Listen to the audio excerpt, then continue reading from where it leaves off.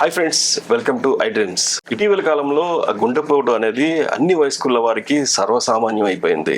ఈ విషయంలోనే పూర్తిగా ఆఫ్టర్ కోవిడ్లో గుండెపోటు అనేది చాలా భయంకరమైన అంశంగా తయారైంది. అసలు ఈ అంశంపై అసలు ఎందుకు జరుగుతుంది? నిన్న చూసుకుంటే సినీ నటుడు సిద్దిక్ చాలా చిన్న ఏజ్లోనే హార్ట్ అటాక్ వచ్చింది. అది కూడా అజీర్ణం, ఏదైతే వాంతులు విరోచనాలు వచ్చిన వెంటనే గుండెపోటు వచ్చిందని చెప్పేసి చెప్తున్నారు. అసలు ఇటువంటి సంభవించడం ఎందుకు జరుగుతున్నాయి ఇటువంటి అనే అంశంపై మన ప్రముఖ కార్డియాలజిస్ట్ డాక్టర్ రామరాజ్ గారు మనతో ఉన్నారు, కిమ్స్ బుల్లేని హాస్పిటల్ నుంచి. నమస్కారం సార్. నమస్తే అండి. సార్, ఏంటి సార్ అసలు అన్ని ఏజ్ల్లోనూ ఈ గుండెపోటు అనేది చాలా సామాన్యం అయిపోయింది, ఎందుకు వల్ల అంటారు అట్లా? యాక్చువల్గా ఇండియాలోనే హార్ట్ అటాక్స్ ఎక్కువ. ప్రపంచం మొత్తం మీద India is the world capital for heart disease. ఇండియాలో ఉన్నంత హార్ట్ డిసీజ్లు ఎక్కడ ఇండియాలో ఉండే హార్ట్ డిసీజ్ ఒక సపరేట్ లక్షణాలు ఉన్నాయి. అవి ఏంటంటే మిగిలిన దేశాల కంటే ఓ 10-15 సంవత్సరాల ముందు వస్తుంది. అంటే చాలా ప్రొడక్టివ్గా, చాలా 30-40 ఇయర్స్, లెస్ దెన్ 50 ఇయర్స్లలో చాలా ఎక్కువ వస్తుంది. ఓకే. అలాగే ఏంటంటే డిసీజ్ వైజ్ కూడా చాలా ఎక్కువ డిసీజ్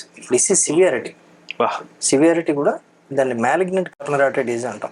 మ్యాలిగ్నెంట్ కరోనరీ డిసీజ్ అంటే ఇండియాలో ఉన్నదాన్ని మ్యాలిగ్నెంట్ కరోనరీ అంటే చాలా ప్రమాదకరమైన కరోనరీ డిసీజ్ ఇండియాలో. ఓకే. అది ఏంటంటే మన మార్పులను బట్టి కానీ, మన మారుతున్న ఆహారపు అలవాట్లు కానీ, మారుతున్న జీవనశైలిని బట్టి కానీ, జెనెటిక్గా మనం ప్రభావితం కావడం కానీ, ఎప్పటి నుంచో జెనెటిక్గా మనకు ప్రభావితం కావడం కానీ, అండ్ ఆఫ్ లేట్ ఏంటంటే విపరీతంగా పెరిగిపోతున్న డయాబెటీస్, చాలా చిన్న ఏజ్లో పెరిగిపోతున్న డయాబెటీస్ మూలంగా జరుగుతుంది. ఇది డయాబెటీస్ ఒక్కటే కాదు. యాక్చువల్గా చెప్పాలంటే డయాబెటీస్ని మనం కన్సిడర్ చేస్తే ఒక వ్యక్తికి డయాబెటీస్ వచ్చింది అని సాధారణంగా టెస్ట్లో నిర్ధారణ అతను ట్రీట్మెంట్ మొదలు పెట్టేసరికి ఒక 40 ఏళ్ళు 30 ఏళ్ళు ఉందనుకుంటా. దానికంటే ముందు 10-15 ఏళ్ళ నుంచి కూడా ప్రీ డయాబెటీస్ అంటాం. ప్రీ డయాబెటీస్ అంటే షుగర్ వచ్చే సూచనలు ఉన్నట్టుగా టెస్ట్లో ఉంటాయి. అక్కడ మనం సాధారణంగా చేసే పొరపాటు ఏంటంటే ప్రీ డయాబెటీస్ని ట్రీట్ చేయరు. ఓకే. మందులు తీసుకోవడానికి ఇష్టపడరు. చాలామంది డాక్టర్లకి అవగాహన లేకపోవడం, పేషెంట్ రిఫ్యూజ్ చేయడం. ఎవరన్నా సరే ముందు నేను డైట్ కంట్రోల్ చేస్తానండి, నేను మందులు మా ఇంట్లో వద్దన్నారండి, ఎక్సర్సైజ్ చేస్తానండి, లైఫ్ స్టైల్ మారుస్తానండి, తగ్గపోతే చూస్తానండి, ఇలాంటి కుంటి సాకులతో ప్రీ డయాబెటీస్ని ట్రీట్ చేసుకోవడానికి ఇష్టపడరు. అంటే బార్డర్ లైన్లో ఉండే షుగర్స్ని, బార్డర్ లైన్లో ఉండే బీపీని మనం ట్రీట్ చేయడానికి ఇష్టపడం. ఓకే. ఈ ప్రీ డయాబెటీస్ అనేది మనం షుగర్ రావడానికి ముందు కనీసం 10-15 సంవత్సరాల ముందు నుంచి ఉంటుంది. ఆ స్టేజ్లో మనం దాన్ని కంట్రోల్ చేయగలిగితే దాని కాంప్లికేషన్స్ గుండె మీద, శరీరం మీద పడకుండా ఉంటాయి. ఓకే. లేకపోతే అది సైలెంట్గా తినేస్తుంటుంది. సో మెజారిటీ పిల్లల్లో వీళ్ళలో వచ్చేవాళ్ళు చాలా మందిలో ప్రీ డయాబెటీస్ స్టేజ్లు ఉంటాయి.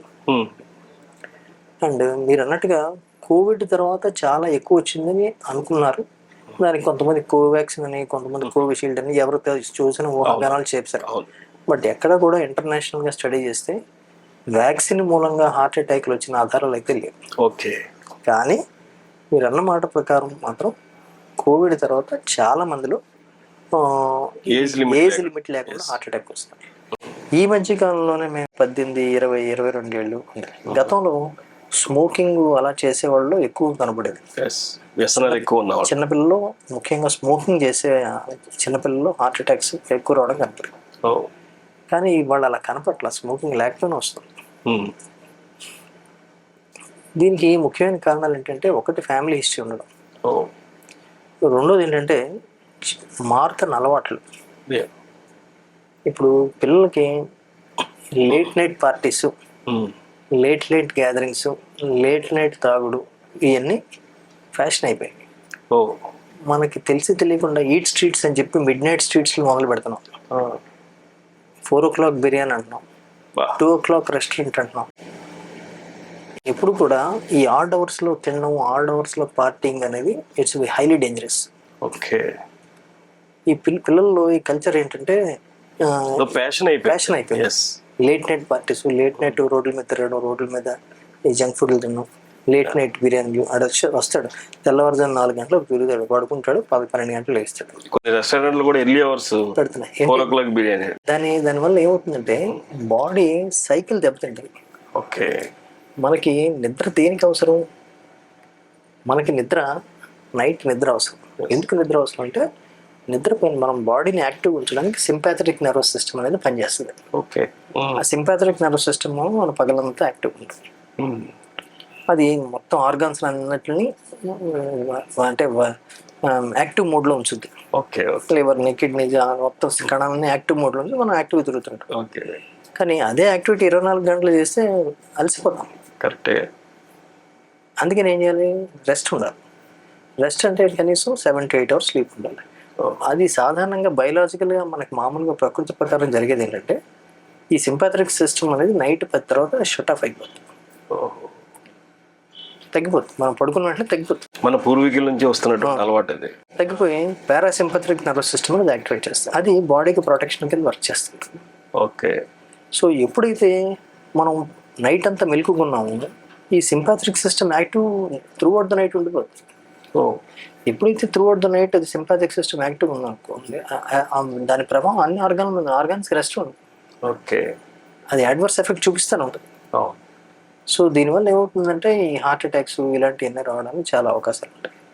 సెకండ్ థింగ్ ఏంటంటే ఈ సినిమా యాక్టర్ ఉన్నారు వికాస్ సిద్దిక్, అతను ఎక్కువగా ఫుడ్ తీసుకోవడం. ఈ ఫుడ్ కూడా ఏంటంటే అండి, మొన్న వెంకయ్య నాయుడు గారు ఒక సందర్భంలో ఒక మీటింగ్లో చెప్పారు, ఇంటిలో కిచెన్ మూసేస్తే మీరు మొత్తం ఆరోగ్యం పోయినట్టే, అంటే ఆ వ్యవస్థ పోయినట్టే, వ్యవస్థ నాశనం అయిపోయినట్టే. ఇప్పుడు జరుగుతుంది అది. డెలివరీ ఫుడ్స్ వచ్చేస్తున్నాయి ఇంటికి, డోర్ స్టెప్స్ చదువు వర్కింగ్ ఎంప్లాయీస్ ఏమో ఇంటికి వెళ్ళి వంటలేక ఏ కర్రీ పాయింట్స్ ఇవన్నీ, కుర్రోళ్ళు ఏమో ఇంట్లో నచ్చనేదైన సాకులు జొమాటోలు, స్విగ్గీ. ఫ్యామిలీ అంతా రెస్టారెంట్కి నెలకు ఒకసారి వెళ్ళి అందరూ ఒకసారి సరదాగా రెస్టారెంట్కి తినేవాళ్ళు. ఇప్పుడు రెస్టారెంట్గా పోయింది కల్చర్. సాయంత్రం అయ్యేసరికి జొమాటో, స్విగ్గీలో ఆర్డర్ పెట్టడం రోజు తినేయండి. పిల్లల్ని కంట్రోల్ చేయలేని పరిస్థితులు అయితే రోజు ఈ జంక్ ఫుడ్ ఎక్కువ అయిపోయింది. సో దీనివల్ల డేంజరస్ ఫినామినన్ మొదలవుతుంది. ఫ్యామిలీ హిస్టరీలో డయాబెటీస్ లేదంటే హార్ట్ అటాక్ పేరెంట్స్లో ఉంటే పిల్లలకి ఖచ్చితంగా దాని బీజాలు చాలా చిన్నప్పటి నుంచి ఉంటాయి. ఓకే. సో చిన్నప్పటి నుంచి కనుక ఆ బీజాలని మనం ఇలా రాంగ్ సైడ్ రబ్ చేస్తూ పోతూ ఉంటాయి, స్మోకింగ్ కానీ, డ్రగ్స్ కానీ, లేదంటే ఈ బ్యాడ్ హ్యాబిట్స్ కానీ, లేదంటే లేట్ నైట్ పార్టీస్ కానీ, జంక్ ఫుడ్స్ కానీ, ఓకే, ఇలాంటివన్నీ కూడా డెఫినెట్గా హార్ట్ అటాక్ కాజ్ చేస్తాయి. అండ్ సెకండ్ థింగ్ ఏంటి, ఇన్ఫెక్షన్స్. మీరు అన్నట్టు ఇన్ఫెక్షన్స్ ఏంటంటే హార్ట్ అటాక్ రావడానికి ముఖ్యమైన కారణం, వన్ ఆఫ్ ద ఫ్యాక్టర్ ఏంటి, ఇన్ఫ్లమేషన్ అంటే లోపల ఇన్ఫెక్షన్ ఎక్కడున్నా సరే లోపల ఉండే హార్ట్లో ఉండే బ్లాక్స్ అవి 60% 70% ఎన్నేళ్ళ నుంచి ఉండేవాడి, అవి ఏమీ కావు. కానీ ఇన్ఫెక్షన్స్ ఏదైనా వచ్చినప్పుడు ఏంటంటే ఈ బ్లాక్స్ని రప్చర్ చేస్తుంది ఆ ఇన్ఫెక్షన్. అలాగేంటంటే ఆల్రెడీ కొంత బ్లాక్స్ ఉన్నవాళ్ళు ఇన్ఫెక్షన్స్ అలాంటిది ఏదైనా వస్తే ఆ బ్లాక్స్ రప్చర్ అయ్యి హార్ట్ అటాక్లు వచ్చే అవకాశం ఉంది. అందుకని ఏంటంటే ఇన్ఫ్లుయెంజా వ్యాక్సిన్స్ అంటాం. ఈ ఇన్ఫ్లుయెంజా వ్యాక్సిన్ అనేది 40 ఏళ్ళ తర్వాత అందరికీ తీసుకోమని రికమెండ్ చేస్తాం. ఓకే. దానివల్ల ఏమవుతుందంటే ఇన్ఫెక్షన్ మూలంగా హార్ట్ అటాక్ వచ్చే అవకాశాలు తగ్గుతాయి. డైజెస్టివ్ సిస్టమ్ వల్ల గుండెపోటు వస్తుంది అని అంటున్నారు. అది కూడా కొన్ని స్టడీస్ లో 8 to 33% ఇవే ఎక్కువ వస్తున్నాయి అని అంటున్నారు. అది గ్యాస్ట్రిక్ మూలంగా కాదంటే, బేసిక్గా ఏంటంటే ఇప్పుడు ఎలా జరుగుతుందంటే రీసెర్చ్ అంటే జీర్ణకోశ సెకండ్ బ్రెయిన్ అంటున్నారు. మనం ఆపరేషన్ చేసినప్పుడు అన్ని స్టెరైల్గా పెట్టుకుని కట్ చేసి అన్ని మెటిక్యులస్గా అన్ని చేస్తేనే సరిగ్గా జరుగుద్ది, లేకపోతే ఇన్ఫెక్షన్ వచ్చేస్తుంది. అలాంటిది మన నోట్లో అడ్డమైన చెత్త వేస్తాం. ఆ చెత్తని అది డైజెస్ట్ చేసుకుని అసిమిలేట్ చేసుకుని విసర్జిస్తుంది. సో దాని పని అది. దానికి మనం చెత్తను తీస్తాం అనుకోండి, దాంట్లో గట్లో చాలా మైక్రోబియల్ ఆర్గానిజమ్స్ ఉంటాయి, అంటే బ్యాక్టీరియా ఉంటాయి గట్లో. ఈ బ్యాక్టీరియా ఏం చేస్తాయంటే లోపల ప్రొటెక్టివ్ లేయర్ ప్రొవైడ్ చేస్తాయి, చేసి చెడు అన్ని లోపల కిందకి వెళ్లకుండా కాపాడుతుంటాయి. బ్లడ్లోకి వెళ్లకుండా చెడుది అంతా అవి గట్లో లేయర్ కింద ఫామ్ చేసి వానిస్తుంటాయి. ఎంతవరకు చేయగలవు? కొంతవరకు చేయగలవు. నువ్వు రోజు అడ్డమైన చెత్త ఫుడ్తో చేస్తుంటే అవి చచ్చిపోతాయి. ఓకే. ఒక్కసారి అవి చచ్చిపోతే మీరు తిన్న ప్రతి చెత్త బాడీలోకి అబ్జర్వ్ అవుతుంది. దానివల్ల మీకు అన్ని హార్ట్ అటాక్ అనే కాదు, మీకు రకరకాల ప్రాబ్లమ్స్ వస్తాయి. మీకు డయాబెటీస్ వస్తుంది, క్యాన్సర్లు రావచ్చు, అన్నీ రావచ్చు, అల్సరేటివ్ బౌల్, ఇవన్నీ రకరకాల ప్రాబ్లమ్స్ వస్తాయి. ఈవెన్ పిల్లలు మెంటల్ రిటార్డేషన్ కూడా అబ్జర్వ్ చేస్తారు ఈ జంక్ ఫుడ్స్ లేదంటే సరైన బ్యాక్టీరియా తినకపోతే. సో మనకి ఇంతకుముందు ఏంటి, చిన్నప్పుడు మనకి కాలం, మన తాతల కాలం నుంచి పొలగబెట్టి పెట్టడం అనేది అలవాటు.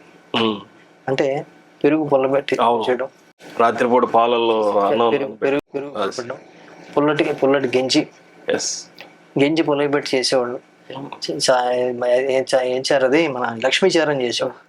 గెంజిని వారం రోజులు కుండలో దాచిపెట్టేవాడు, కుండలో దాచిపెట్టి చేసేవాడు చారు. ఎందుకనేది దాంట్లో ఫర్మెంట్ అయ్యి దాంట్లో బాడీకి సరిపడా బ్యాక్టీరియా డెవలప్ అవుతుంది.